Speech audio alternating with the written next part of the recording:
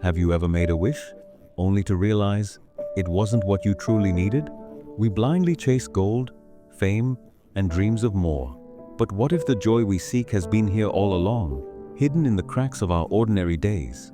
This story is for anyone who's ever looked beyond the horizon and missed the treasure at their feet.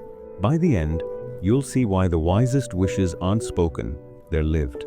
Listen closely. In a quiet village, there lived an old carpenter named Peter. Though his clothes were patched and his hands rough from years of work, he wore a constant smile. Every morning, he would wake before dawn to carve wooden toys for the village children or mend broken fences for his neighbors. The villagers often said Peter's kindness was worth more than gold, though the man himself had very little money to his name. One evening, as Peter walked home from fixing old widow Amara's fence, he noticed a strange glow coming from the heart of the forest. Curious, he followed the soft light until he came upon the most extraordinary sight, an ancient tree with bark that shimmered like silver. As he approached, a gentle voice seemed to whisper through the leaves, "Make a wish, and it shall be yours." Peter rubbed his eyes in disbelief. He had heard legends of the wishing tree, but never thought them true. At first, he hesitated. "I'm content with my simple life," he murmured. But then he thought of how much more good he could do with just a little extra. Gathering his courage, he spoke aloud, "I wish for a bag of gold." With a soft chime, a heavy sack appeared at the base of the tree. Peter's hands trembled as he untied it. Inside gleamed dozens of gold coins. His heart raced, imagining all he could do: build a proper workshop, buy finer tools, perhaps even a warm new coat before winter came. But as he carried his treasure home, he noticed something strange. The coins began losing their luster. By the time he reached his cottage, the gold had turned to silver. "Silver is still valuable," Peter reassured himself, though his excitement dimmed. He placed the sack by his bedside, but when he woke the next morning, his heart sank. The silver had become ordinary stones. Determined to understand, Peter returned to the tree at dusk. This time, he wished for fame, thinking how wonderful it would be to have his craftsmanship recognized.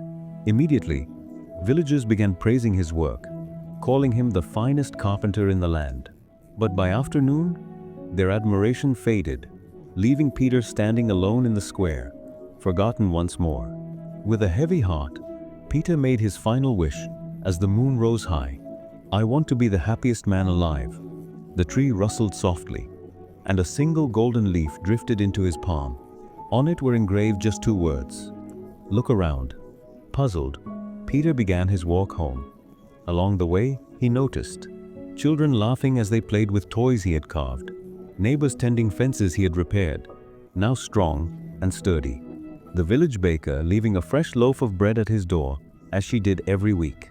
Old widow Amara's house, now safe from the winter winds because of his work. Suddenly, Peter understood. His hands, though rough, had created joy. His time, though freely given, had built a community. His life, though simple, was already full of riches money couldn't buy. That night, Peter sat by his fire, carving a new toy. The tree's whisper came one last time. "Some wishes are already granted. You just need to see them." And so Peter never returned to the wishing tree. Instead, he spent his days giving what mattered most: his time, his skills, and his kindness. The villagers would say his laughter became richer, his smile brighter, though his pockets remained light. For Peter had discovered the greatest treasure of all: the understanding that true happiness comes not from what we gain, but from what we already have and choose to appreciate. If this story reminded you to count the invisible blessings in your life, don't forget to like, share, and subscribe for more tales that warm the heart. Thank you for walking this path with Peter. Until next time, stay generous, stay grateful, and I'll see you in the next story.